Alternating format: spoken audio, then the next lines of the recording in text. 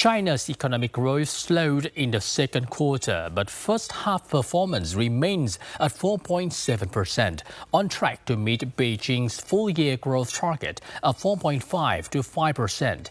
Our reporter Huan Chang in China tells you more. China's economy grew 4.3% year-on-year in the second quarter, down from 5% in the first 3 months of the year, and its slowest growth since 2022.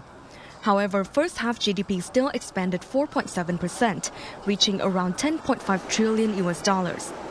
Officials attributed the slowdown to weaker domestic demand, investment, and external pressures, including trade tensions and the conflict in the Middle East. Despite the slowdown, China's economy remained resilient. Manufacturing contributed more than 26% of GDP in the first half, while AI-related industries grew by over 30%. The services sector expanded 5.2%, accounting for nearly 60% of the economy. China's economy grew by 4.7% in the first half of the year, creating a solid foundation to complete the year's goal, facing the great challenge of supply-demand imbalance. Beijing continues to promote new growth drivers to both maintain speed and improve growth quality. Huan Chang reporting for Vietnam Today.